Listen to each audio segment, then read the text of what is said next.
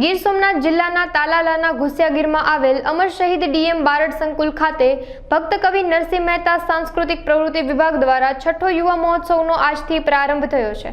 સાંસદ રાજેશ ચુડાસમા, ધારાસભ્ય ભગવાન બારડ, કલેક્ટર દિગ્વિજયસિંહ જાડેજા સહિતનાઓએ લીલી ઝંડી આપી પ્રારંભ કરાવ્યો હતો। અવસર 2024 કાર્યક્રમમાં વિવિધ સ્પર્ધાઓમાં વિશ્વવિદ્યાલયના વિદ્યાર્થીઓ પોતાના કલા કૌશલ્યને રજૂ કર્યા હતા, જેમાં સાહિત્ય વિભાગમાં વક્તૃત્વ સ્પર્ધા, સમૂહ ચર્ચા અને પ્રશ્ન મંચ યોજાયા હતા। લલિત કલા અને સર્જનાત્મક વિભાગમાં તત્કાલ ચિત્રકલા, રંગોળી, કાર્ટૂન, કોલાજ જેવી સ્પર્ધાનું આયોજન કરવામાં આવ્યું હતું। ભક્ત કવિ નરસિંહ મહેતા યુનિવર્સિટીનો પ્રોગ્રામ છે અને યુવક મહોત્સવ છે 2024 અને આજે એમની શુભ શરૂઆત 2 દિવસનો પ્રોગ્રામ છે અને આજે એમની શુભ શરૂઆત થઈ છે અને લગભગ 800 વિદ્યાર્થીઓએ આમાં ભાગ લીધો છે। બાકી એમની સાથે પધારેલા એમના અલગ અલગ વિષયના પ્રોફેસરો પણ છે, બધા જજીસ લોકો પણ છે અને આજે જ્યારે એમની શુભ શરૂઆત થઈ છે ત્યારે એ પ્રસંગની અંદર માન્ય કલેક્ટર શ્રી ભૂતનાથ મહાદેવ, જૂનાગઢના મહંત, અમારા સાંસદ રાજેશભાઈ, ગીર સોમનાથ જિલ્લાના અમારા બીજેપીના પ્રમુખ મહેન્દ્રભાઈ, બાકીના યુનિવર્સિટીના બધા કુલપતિઓ અને પ્રોફેસરો અને બાકી સમગ્ર વિસ્તારમાંથી અમારા આમંત્રણને માન આપીને મહેમાનો પણ આ બધાની ઉપસ્થિતિમાં આજે પહેલા દિવસે પ્રોગ્રામની શરૂઆત। યુવા પેઢીને તો અહીંયા વક્તાઓએ પણ કીધું છે, જયભાઈ વસાવડા પણ અહીંયા હાજર હતા, એમને પણ થોડી શીખ આપી છે।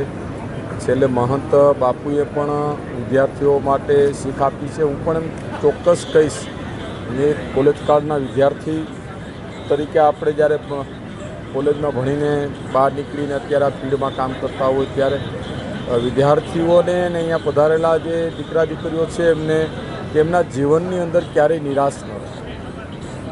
હાર જીત છે એ ગૌણ વસ્તુ છે, ક્યારેક કોઈ ટકાવારી ઓછી આવે, કોઈ વિષયની અંદર માર્ક્સ ઓછા આવે, કોઈ સફળતા કદાચ મેળવવાના પ્રયત્ન કર્યા હોય ને એક વખત ના મળે, પણ નિરાશ ક્યારેય ન થવું જોઈએ ને સંઘર્ષ કરવો। જિંદગીની અંદર હંમેશા સંઘર્ષ કરતા શીખવું જોઈએ અને તમારો કોઈ પણ કાર્યની અંદર સારું કાર્ય કરવા નીકળો તો એમાં સફળતા મળે, પણ એમાં થોડો ટાઈમ લાગતો હોય, પણ આત્મવિશ્વાસ કાયમી માટે તમારો અડગ હોવો જોઈએ, મજબૂત।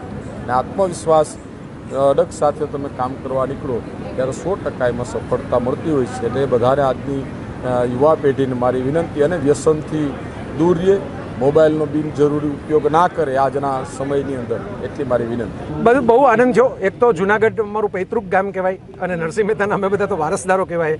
તો નરસિંહ મહેતાએ હું હસતા હસતા કહેતો હોઉં છું કે વૈષ્ણવજનનું ભજન લખ્યું એમાં જ આખું નાગરિક શાસ્ત્ર આવી જાય છે, કારણ કે કેવી રીતે જીવવું એ બધું જ નરસિંહ મહેતાના ભજનની અંદર આવેલું છે। અને યુવક મહોત્સવ એટલે તો હું તો યુવક મહોત્સવની જ બહાર નીકળેલી પ્રોડક્ટ છું, એમાંથી જ મારું ઘડતર થયું છે। આવા બધા ઉત્સવોમાંથી, સ્પર્ધાઓમાં ભાગ લેતા લખતા થયો, બોલતા થયો, એટલે જ અહીં આવતો થયો। અને ચેતનભાઈ અને ભક્તકવિ નરસિંહ મહેતા યુનિવર્સિટીએ ખૂબ સરસ આયોજન કર્યું। મારા જશુભાઈ બારડની આ સંસ્થા, કેમ્પસ પણ બહુ સરસ મજાનું, ઘણા બધા જુવાન મિત્રો આવ્યા છે, પોતપોતાની પ્રતિભા બતાવશે, પોતપોતાની રીતે આનંદ કરશે। મેં આજે એની બહુ લંબાણપૂર્વક થોડી મારી વાત પણ કરી મારા પ્રવચનમાં કે આ એવી ઘટના છે, એવી જગ્યા છે કે જેમાં તમે અત્યારે કદાચ જીતશો એ મહત્વનું નથી, તમે હારી પણ જશો, પણ તમે આનંદ લેશો, જે આ પ્રવૃત્તિઓમાં ભાગ લેવાનો એ તમારી ભેગો રહેશે, એમાંથી જે શીખ્યા હશો એ તમારી ભેગું રહેશે। તો જિંદગીમાં હાર જેવી કોઈ ચીજ નથી, કાં જીત છે કાં શીખ છે। એક લીટીમાં જુવાન મિત્રો આટલું સમજી જાય તો એ ઘણી હરણફાળ ભરી શકે એમ છે જીવનની અંદર। અને આપણી તો કાઠિયાવાડની ભૂમિ એટલે એની અંદર એક પ્રકારની ઉર્જા, એક પ્રકારની શક્તિ તો સમાયેલી જ હોય, ખાલી એને એક દિશા દેવાની, એને એક ફોકસ, લક્ષ્ય આપવાની વાત છે, ગોલ આપવાની વાત છે।